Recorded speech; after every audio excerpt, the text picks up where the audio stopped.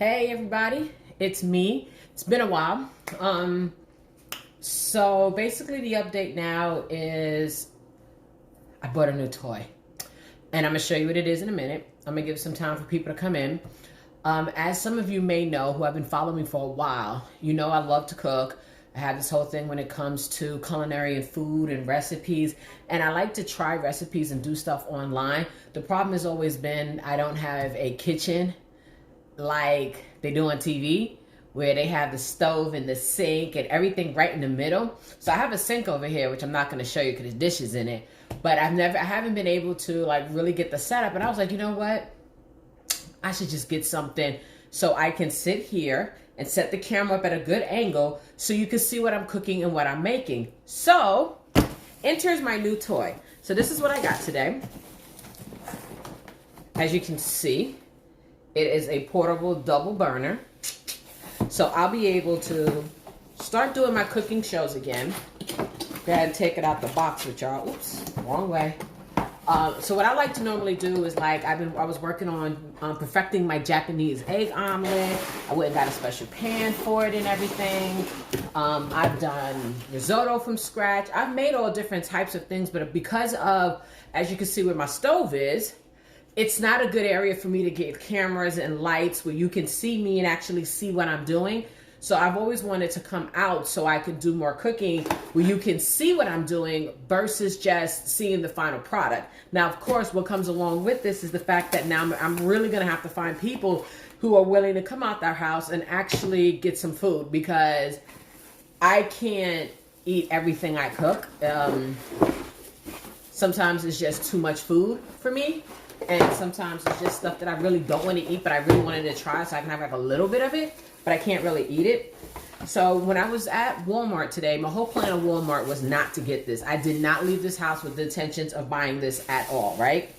My intentions was to find me a desk, because per my physical therapist, I need a desk that is a little bit ergonomical for me. So when I'm sitting at my desk, I can pull it towards me and all this other stuff to help.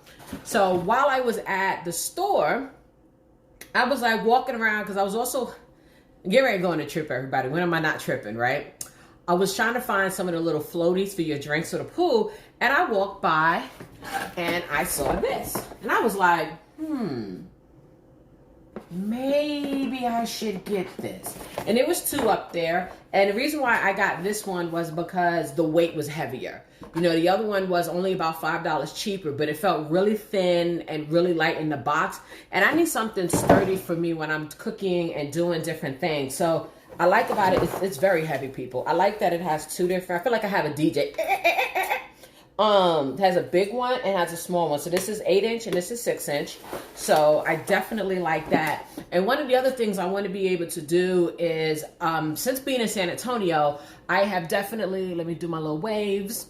I have definitely connected with a lot of different ladies, and a lot of them are in the culinary world. Now I know, having a restaurant background and going to culinary school and having chefs, I can't go into your kitchen to go ahead and do an episode or you to showcase what you can do because of safety reasons and COVID reasons and stuff like that. But what I would love to be able to do is to start bringing in my home chefs, bringing in my caterers, bringing in my restaurant owners to come in and take over my kitchen.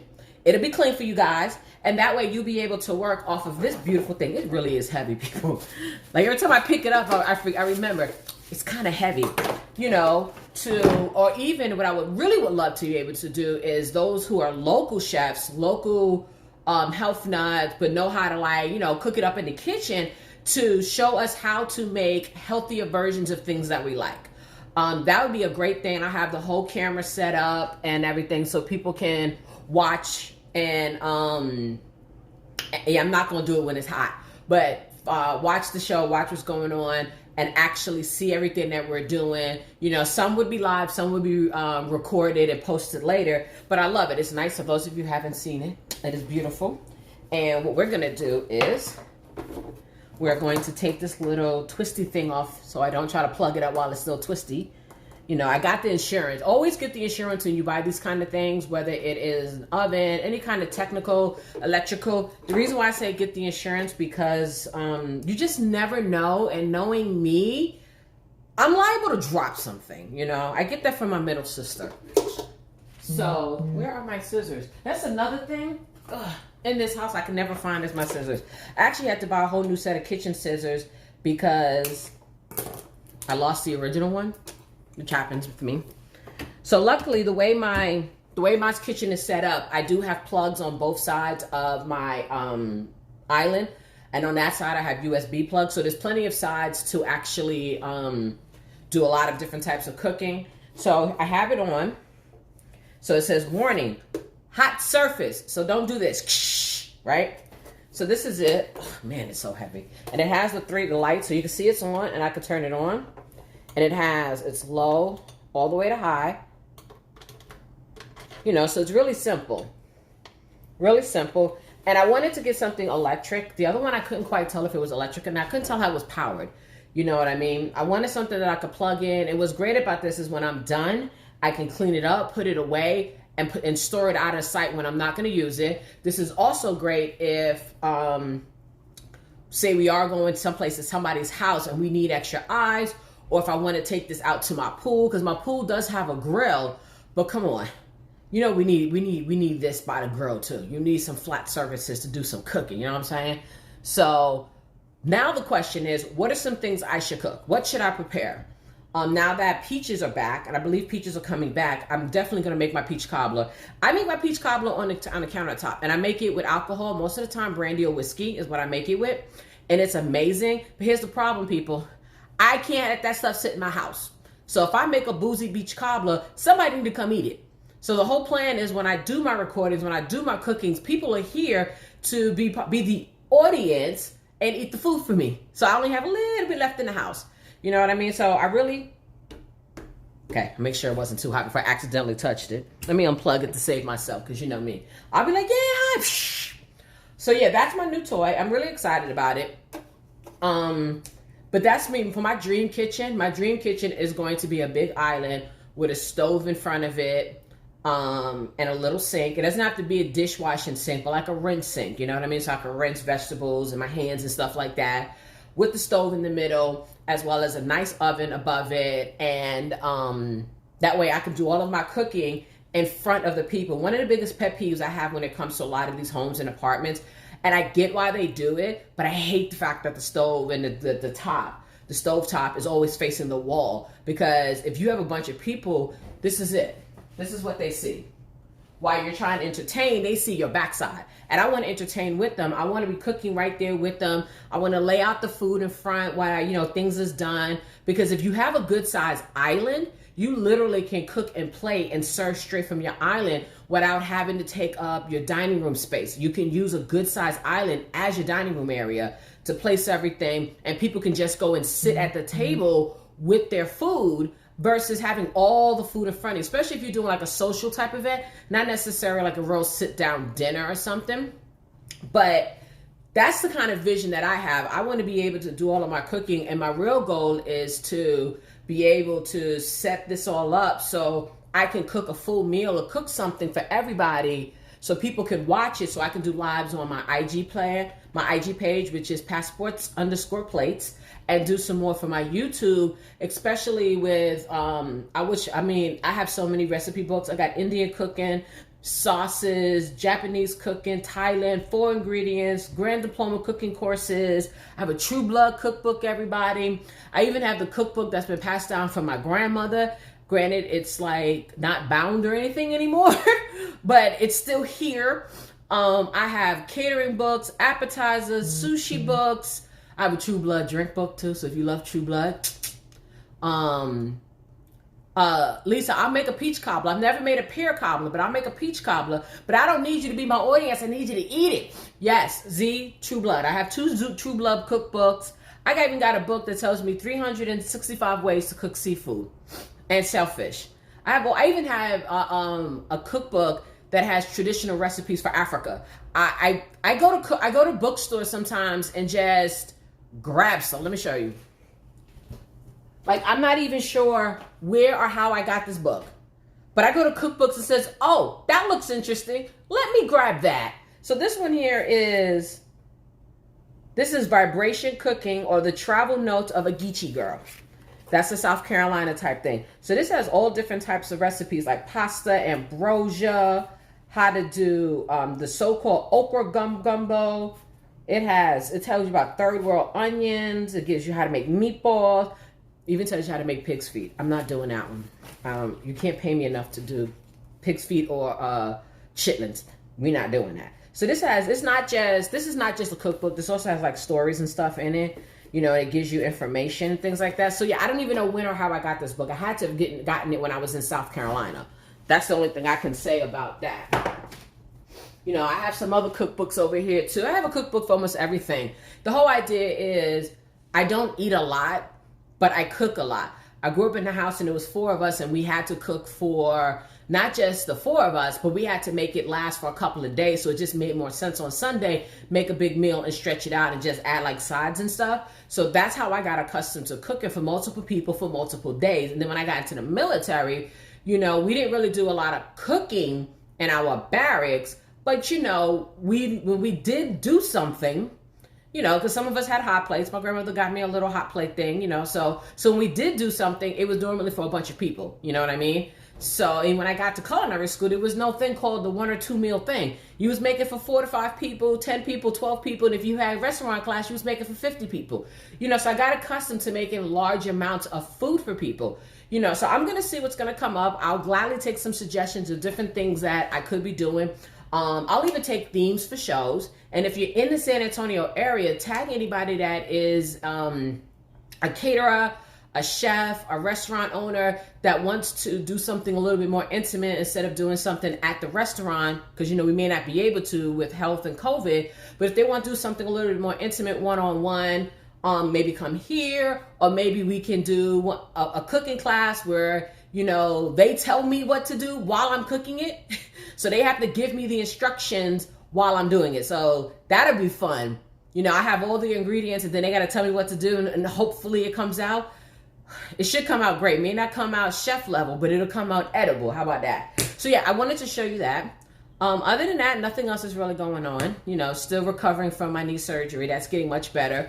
You know, I can walk a little bit longer and I can stand a little bit better, but it's still a ways. We still got a road to go to get that fully straight and fully good. Life is good. My mom is on here, everybody. Miss Spencer is my mother. She's the baker, okay? She does all the baking. Her and my middle sister, I think, is the baker too. I think she's more of a baker. She bakes cakes, cookies, pies, cupcakes. She makes up recipes. You know, we go home, it's try this. And I'll be like, okay, what's this? So, oh, I just thought of this. And we'd be like, okay. But my mom is the baker. She's the baker. You know, she's the one that does the apple pies, the peach cobblers, the nana pudding. I love the nana pudding. You know, the original old school nana pudding. When you make the custard from scratch, yeah, that's what she does. You know, she does all the pies and everything. And then me and my little sister, we do like the sides and the meats. And then my middle sister, she makes a mean green bean casserole. It's not the healthiest, but I mean, who wants to eat healthy on Thanksgiving anyway? But she does make a mean green casserole, mean green casserole. She does that. Little sister, get my little sister to make you some mac and cheese. She gonna put you into lactose overdose. But that macaroni cheese is really worth the stomach pains later. It's so daggone good. It's not healthy either. It's not healthy, but it's so daggone good. So I come from a family of cooking. You know what I mean? My grandmother, it was leg of lamb and strawberry shortcake. That was my 2 favorite things she makes. That was it for me. You know, that could have been dinner for me and I'd have been happy. You know, wasn't healthy, but that'd have made me happy. You know, so I come from a family of people who were just natural chefs in the kitchen. You know, I think I'm the only one that actually went to a school for it, kind of. Went to a culinary school for high school, but we all had a thing where we go in the kitchen and we whip up something, we put something together. And what I want to do is, hey, everybody, let me know where y'all are checking in from. What I want to do is get more in the habit of cooking and coming back and doing my lives and doing my IG lives and redoing my videos, you know, get back to perfecting my Japanese omelet. I was getting pretty good at it before. You know, I was getting my rolls on. I have to do it again so I can show you. I get my rolls on. And just doing different things. I just got to figure out what should I be cooking? What should I be making? You know, everything I do does not have to be necessarily a stovetop, you know, because maybe I can do like a roasted chicken breast and then make an amazing sauce while the chicken is cooking. You can do that.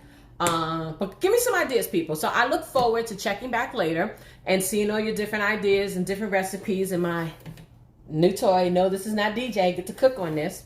I'm actually like really excited. I got it for a good price. This was only $36 with insurance.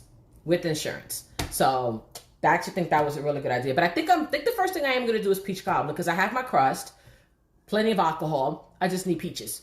And I can make maybe that's what I'll do. I'll make some peach cobbler.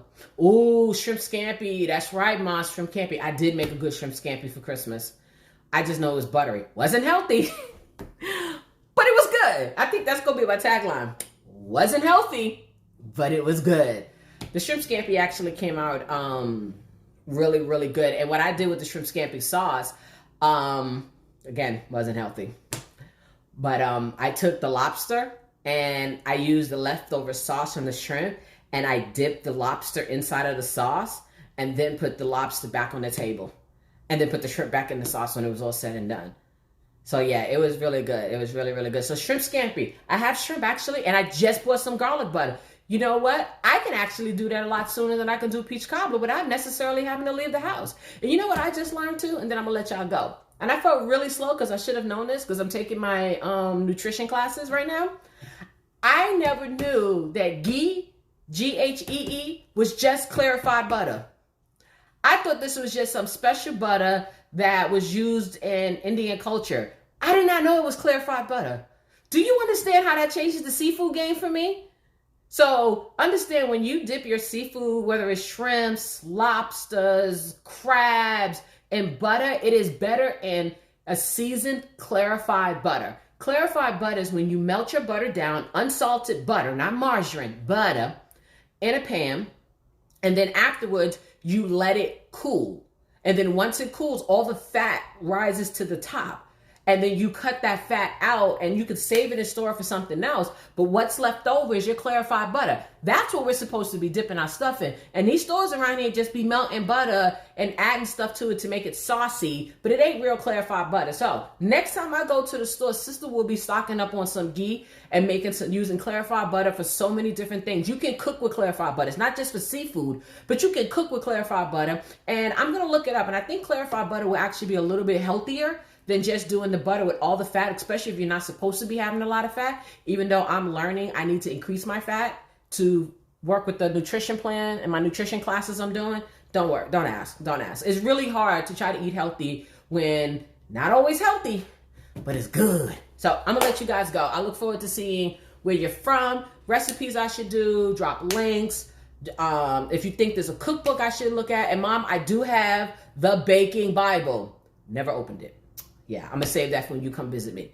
As always, I want you guys to stay safe. I want you to travel often, and I want you to eat well. And keep an eye out because in just about 2 weeks, I'll be in Cancun, and you get to see everything that we do, that we eat, and that we see. Talk to you guys later.